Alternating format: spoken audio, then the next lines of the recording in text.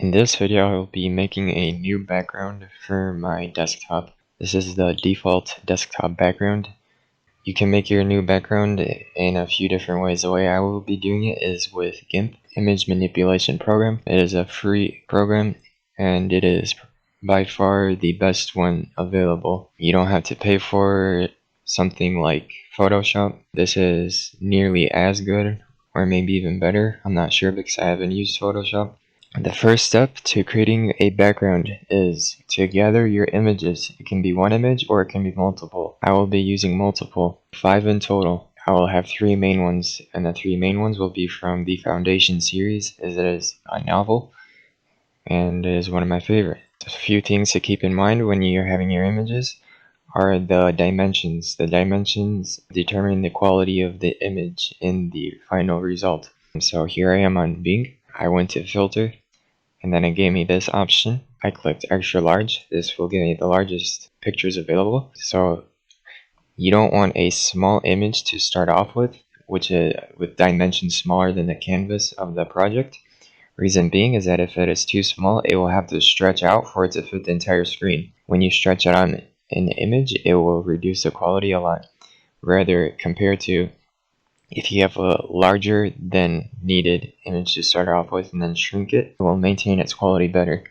So once you have your images, the second step is to go to your image program. You open your photos, all the ones that you will use.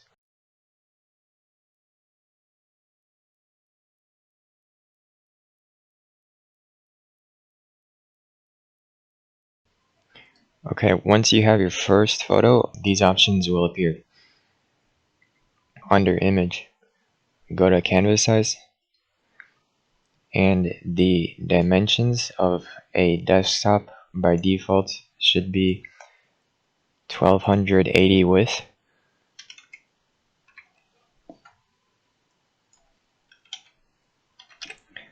and the height should be 720. This is pixels, not any of these. Okay. I'm going to zoom out. It is at 200, so it's zoomed in. Okay. And then the third step you want to do after you've adjusted the canvas size is you want to unlock the full toolbar set.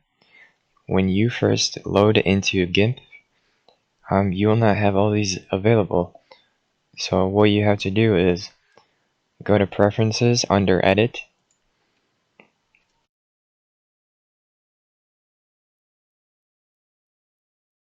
and under the subcategory Toolbox, you will see this, Tool Groups. It will by default be X marked, and these are the fewer options you'll have. If you un-X mark it, you'll have that much more. And then you press OK for it to apply. And the fourth step is to adjust all the images to fit. So as you can see, this image I have is bigger than the canvas, so I will have to rescale it.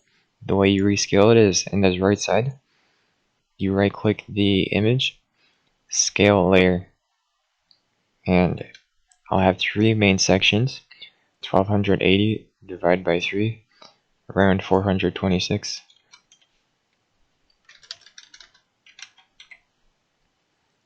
And then the height of the canvas is 720, so I will make it that. And that is the first section.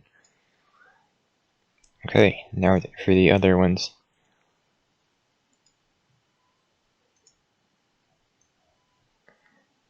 It gives me these options, I'm not sure why. I will press convert.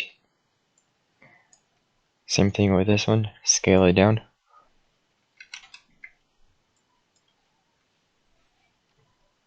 And make sure this thing is unlocked, because if it is locked, when you adjust one aspect, it will automatically adjust the other. If you adjust width, it will change the height to keep the same ratio. Here's an example. Press enter, it automatically changed. I want it to be custom, so I'm going to unlock it. Then I'm going to change it to 720.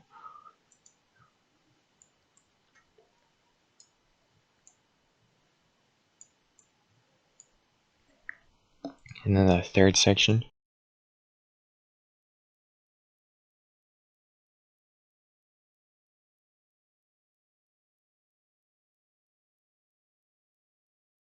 Okay, so now all these images are in place, and the next step would be to make the finer adjustments. In the first place to start with the finer adjustments, I would say is the blending. Between the sections, the color is very different. Yellow, purple, dark blue, and it's a very sharp change. So if you want to make the change more gradual, you can blend them into each other. And the way you blend them into each other is with a mask and a gradient tool. This will be the fifth step. The way you add a mask is you right click on the image, add layer mask, full opacity, and then to the right of the image you see a second window. You click on that second window, you go to this tool, the gradient tool, then you change it from the direction you want to blend it from. I'm actually going to make the width of these bigger so there's more room to blend.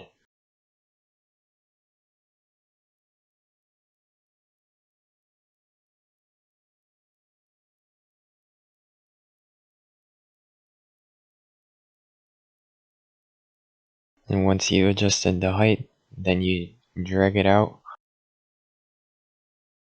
And for the height, I'm going to make it slightly bigger than the canvas. That way it doesn't have to be pixel perfect. It can have a little bit of leeway.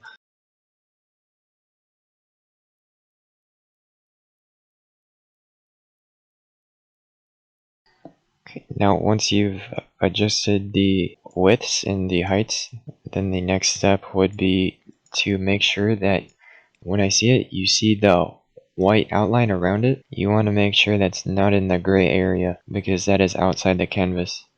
So I drag it towards the middle. Now I'm going to apply the gradient tools. When you apply the gradient tool, make sure you have the mask selected. It will not work on the image if you have the image selected.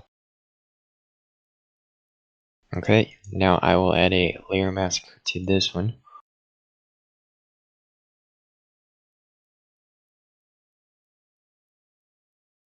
And a layer mask to this one. The mask on the middle one seems to not work, so applying masks on the two side ones should be good enough. And one mask for the middle is not required, so I'm going to delete it. Now there's only masks for the two edges. So the sixth step would be to add the two complementary images. These will not be sections, but just smaller ones. I'm adding these because they were abstract and I thought they were cool looking. Okay, this image, you might encounter an image like this yourself. It is trickier for the reason that the background is about the same color as the foreground. They're both shades of white. So the reason this will be more tricky is if you want to remove the background and keep the foreground. You can use multiple tools to do that. I find one of the quickest ways is to use the fuzzy select tool looking like a wand. So what you do is you click and you drag. And you see there's the outlines created when I drag, depending on the direction. If I drag towards the clock, you'll see the lines are like inside the clock. You don't want that because you want to delete everything outside the clock. So it wouldn't work, as you can see. So I will drag and do it to everything outside. Okay, as you can see, the dashed lines are outside the clock. That means that it is working. The next thing you want to do is go to select and invert. That will delete everything outside the outline. If you were to not click invert, it would delete everything on inside the outline. So before deleting, the way to get the transparent background is to right click the image which you are editing and you press alpha channel and it is added, and now I can press delete. Oh, I did. Perhaps it was on the outside by default, so now I will invert it to change it to the outside. And there we go, just like that, the background is transparent. So now I will rescale it. And I will keep it for the leftmost one because it seems that the colors match this section the most. And you see that these dashed lines are still here from when I first applied that gradient, the fuzzy select tool. So to get rid of these dashed lines, you go to select, none, and it's gone. So I'm going to make this clock fit between these two towers, so I'm going to adjust the height a little bit more.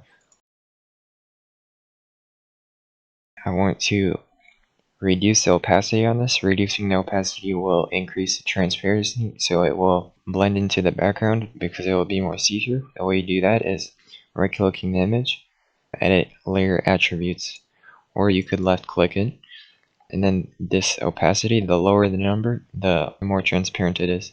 And you won't see the change until you press OK.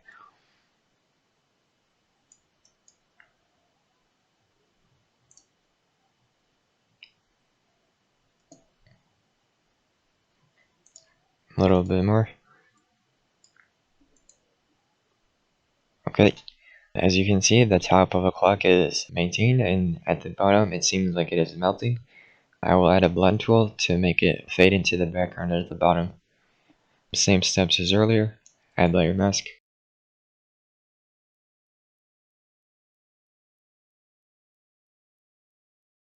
So that's good, and then to add the final complementary. It's an interesting pattern. I'm going to scale it down.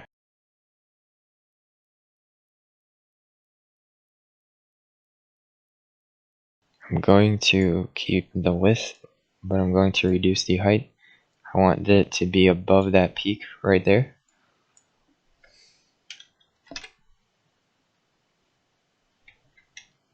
And I must have zoomed in. Zoom 1600, back to 100. Scale layer, height unlocked, 150.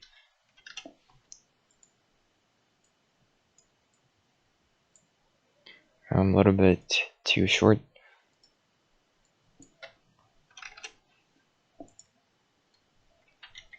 I did not unlock it.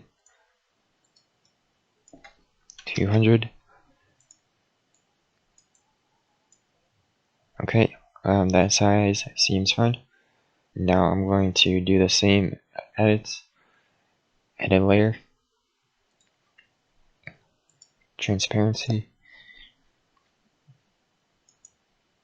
I want it to be more subtle than that, so I'm going to increase the transparency. That seems fine. Now I'm going to blend it. Add a layer mask. Gradient tool. Which direction you angle it at will determine how it blends. So I'm going to do it at a diagonal angle.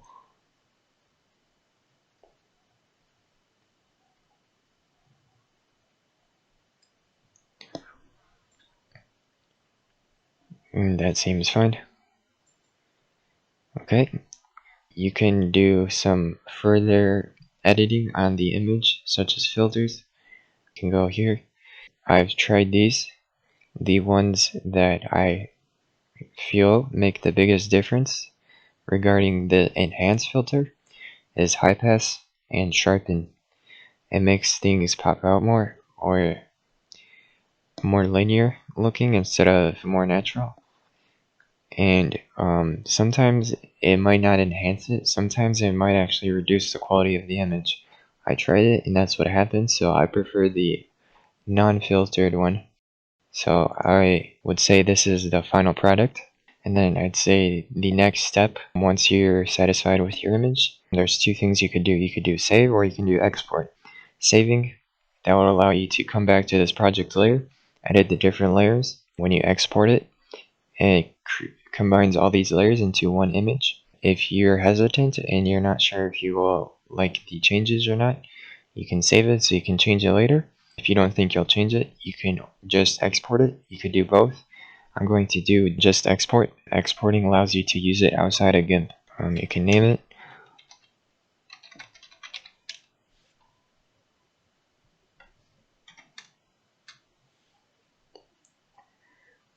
gives you these options. Obviously, I'm going to do quality 100. Want it to look good as possible. These options down here, I don't really know what they do, so I just leave them. Export. Right down here, it says image exported, and then to the file location. And then to use it, you go to your background. I'm using Windows 11, so I just right-click the background, personalize, background, choose a photo, browse photos. This is the one. Choose picture. Choose a fit for your desktop image. This is the default, so I just leave it at that. Exit, and there we go. This is my new background, and you can do this with much more in-depth editing, or you can do it more simple than this. If you found this video useful or enjoyed it and like to see more content, consider subscribing, and thanks for watching.